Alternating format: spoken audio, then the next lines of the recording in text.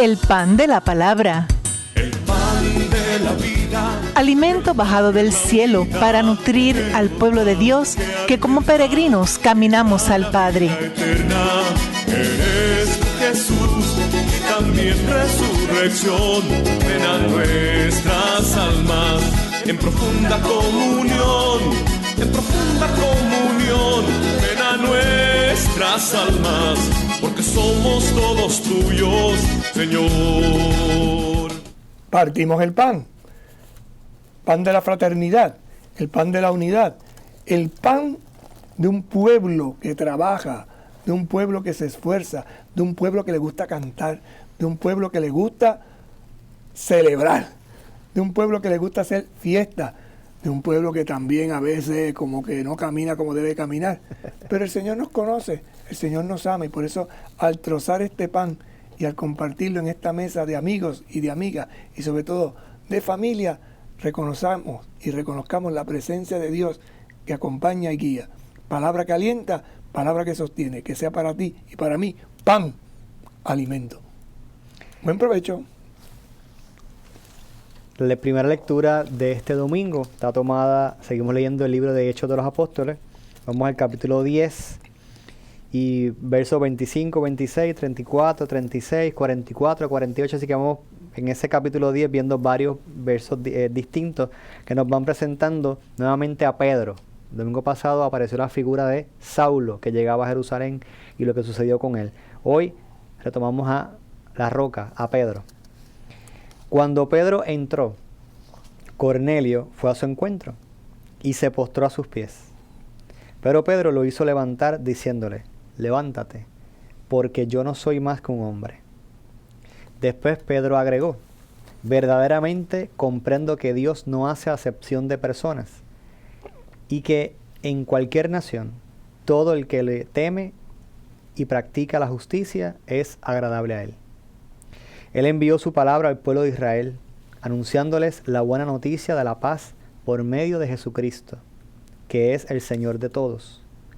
Todos los profetas dan testimonio de él, declarando que los que creen en él reciben el perdón de los pecados en virtud de su nombre. Mientras Pedro estaba hablando, el Espíritu Santo descendió sobre todos los que escuchaban la palabra. Los fieles de origen judío que habían venido con Pedro quedaron maravillados al ver que el Espíritu Santo era derramado también sobre los paganos. En efecto, los oían hablar diversas lenguas y proclamar la grandeza de Dios. Pedro dijo: ¿acaso se puede negar el agua del bautismo a los que recibieron el Espíritu Santo como nosotros? Y ordenó que fueran bautizados en el nombre del Señor Jesucristo. Entonces les rogaron que se quedara con ellos algunos días. Palabra de Dios. Te alabamos, Señor.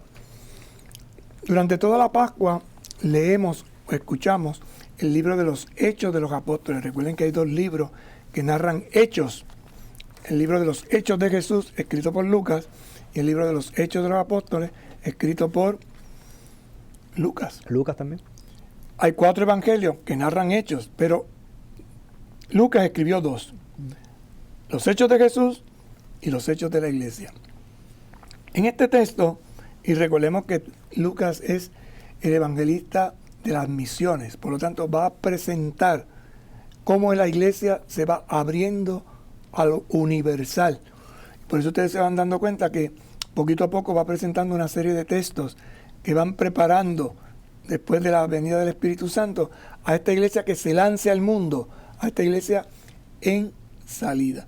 Este texto es el encuentro que tiene Pedro con Cornelio. ¿Quién era Cornelio? Pues un pagano.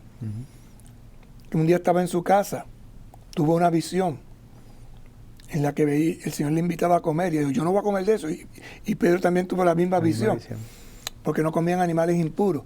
Y entonces lo que Dios declara puro, porque tú lo declaras impuro.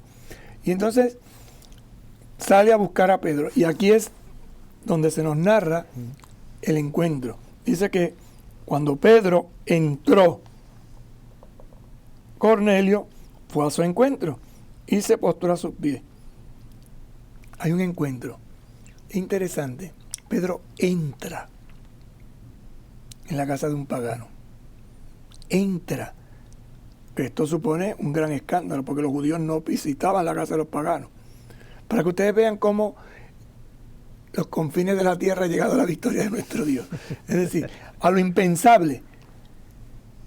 Jamás un judío entraría a casa de un pagano en la normalidad de la vida. Pero aquí se está dando un cambio de paradigma.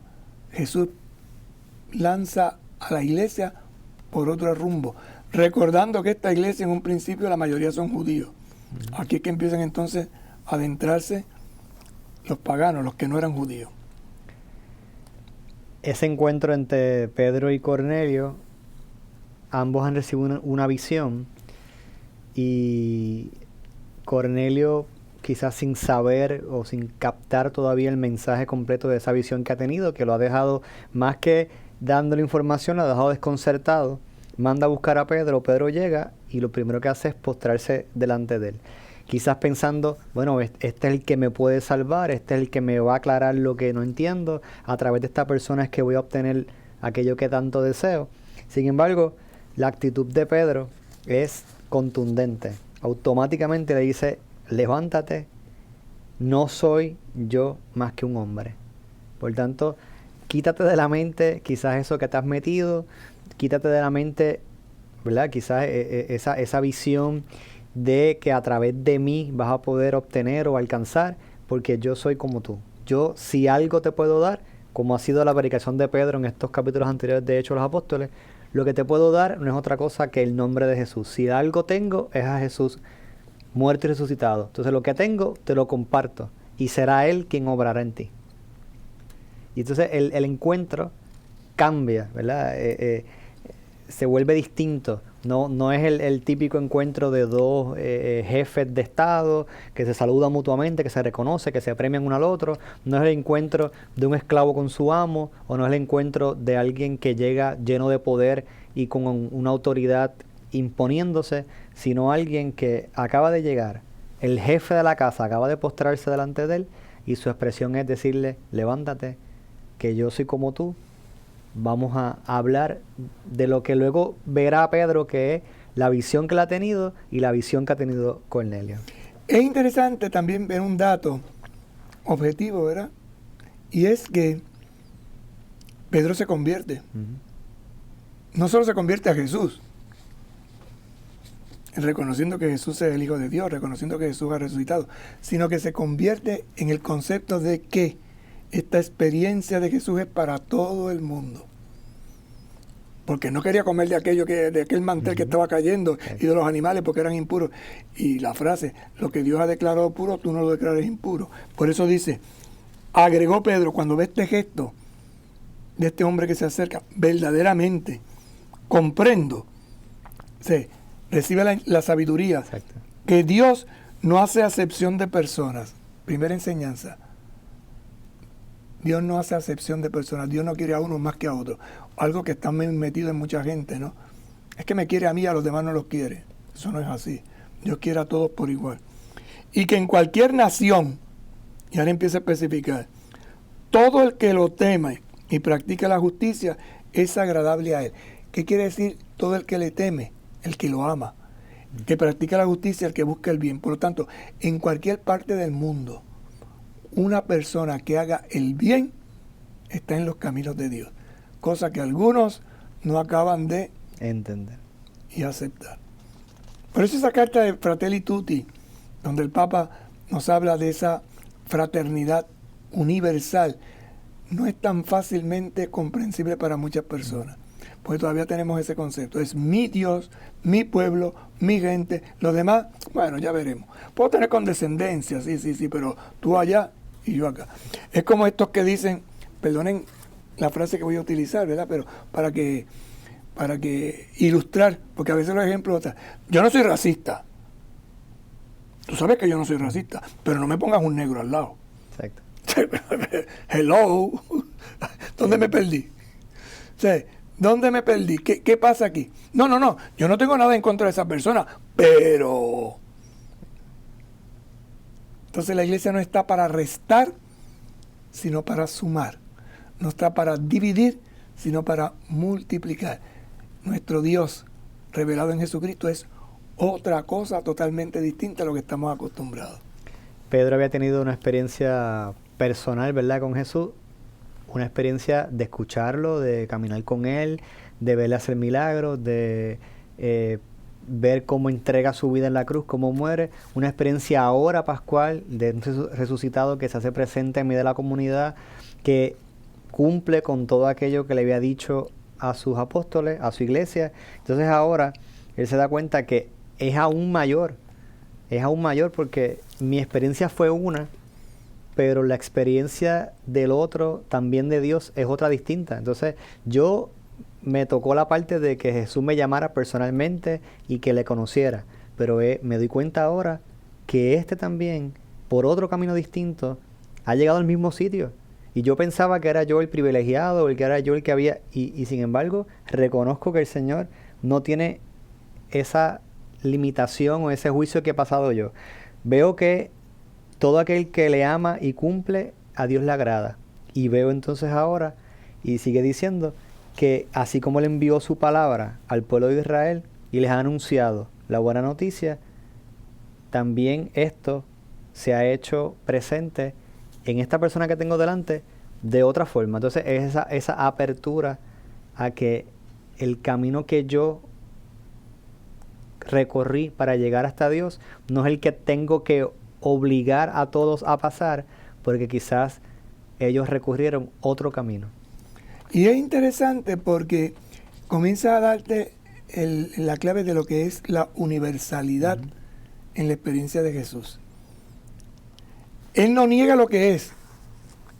Y ciertamente, como le decía Jesús a la samaritana, la salvación viene por los judíos.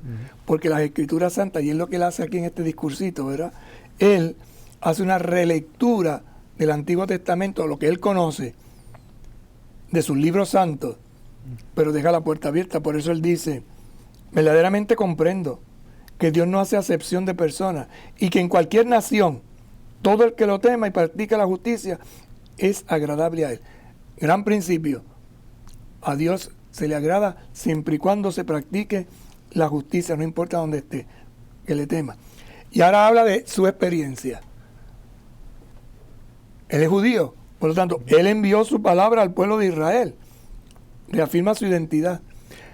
Y esa palabra dada al pueblo de Israel se anunció como una buena noticia que trae la paz, que él tampoco la creía muy al principio, porque también le costó. Y por medio de Jesucristo, aquí viene el querigma, se ha cumplido en Jesucristo, que es el Señor de todos. Ese todos está hablando de los judíos, de todos los judíos, pero es que este todo ahora, por el signo que va a venir a continuación, se va a ampliar incluso a los paganos. Por eso, todos los profetas dan testimonio de él. Eso es lo que yo he descubierto en mi fe judía, declarando que los que creen en él reciben el perdón de los pecados en virtud de su nombre. Ese es el querigma. Exacto. Y eso es lo que Pedro predicaba siempre a los judíos, en esa experiencia profunda, en esa experiencia de amor. Pero continuamos ahorita hablando de esto, pausamos, que nos extendimos un ratito. El pan de la palabra. El pan de la vida. Luz y guía para nuestros pasos en el caminar. Con ella la iglesia reza, habla, piensa, discute, se busca la voluntad de Dios. Resurrección, ven a nuestras almas en profunda comunión, ven a nuestras almas, porque somos todos tuyos, Señor.